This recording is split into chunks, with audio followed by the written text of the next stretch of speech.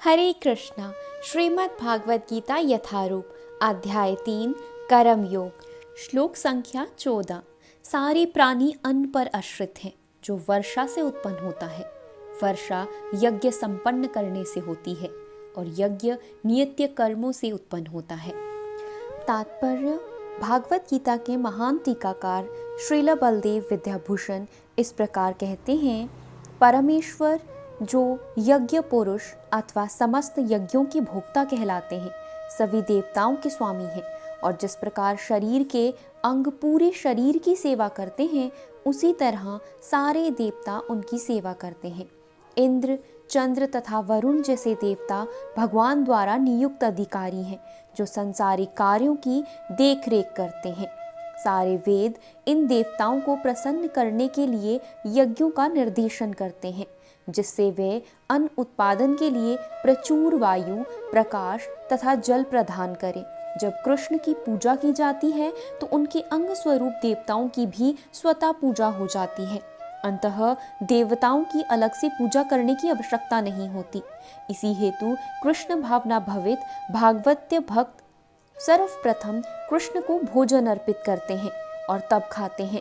ये ऐसी विधि है जिससे शरीर का आध्यात्मिक पोषण होता है। ऐसा करने से न केवल शरीर के विगत पापमय कर्मफल नष्ट होते हैं, अपितु शरीर प्रकृति के समस्त कल्मशों से निरापद हो जाता। जब कोई छूत का रोग फैलाता है तो इसके आक्रमण से बचने के लिए रोगानुरोधी टीका लगाया जाता है। इसी प्रकार भगवान विष्णु को अर्पित करके ग्रहण किया जाने वाला भोजन हमें भौतिक संदूषण से निरापद बनाता है और जो इस विधि का अभ्यसत है वह भागवत्य भक्त कहलाता है। अंततः कृष्ण भावना भवित्य व्यक्ति जो केवल कृष्ण को अर्पित किया गया भोजन करता है, वे उन समस्त विगत भौतिक दूषणों के फलों का सामना करने में समर्थ होता है जो आत्म साक्षात्कार के मार्ग में बाधक बनते हैं। इसके विपरीत जो ऐसा नहीं करता, वे अपने पाप पूर्ण कर्म को बढ़ाता रहता है, जिससे उसे सारे पाप फलों को भोगने के लिए अगला शरीर कुकुर सुकुरों के समान मिलता है।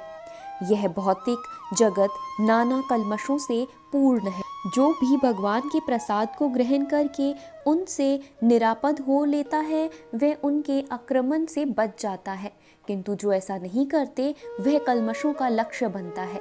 अन्न तथा शाक वास्तव में खाद्य हैं। मनुष्य विभिन्न प्रकार के अन्न, शाक, फल आदि खाते हैं, जबकि पशु इन पदार्थों के उत्कृष्ट को खाते हैं। जो मनुष्य मांस खाने के अभ्यस्त है, उसे भी शाक के उत्पादन पर निर्भर रहना पड़ता है, क्योंकि पशु शाक ही खाते हैं। अतएव हमें अनंत गौतत्व खेतों के उत्पादन पर ही आश्रित रहना होता है, बड़ी बड़ी फैक्ट्रियों के उत्पादन पर नहीं। खेतों का यह उत्पादन आकाश से होने वाली प्रचुर वर्षा पर निर्भर करता है और ऐसी वर्षा इंद्र, सूर्य, चंद्र आदि देवताओं के द्वारा नियंत्रित होती है। ये देवता भगवान के दास हैं। भगवान को यज्ञों के द्वारा संतुष्ट रखा जा सकता है।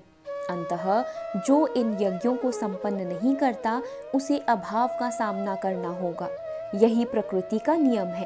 अंततः भोजन के अभाव से बचने के लिए यज्ञ और विशेष रूप से इस युग के लिए संस्कृत्य संकीर्तन यज्ञ संपन्न करना चाहिए। हरे कृष्णा।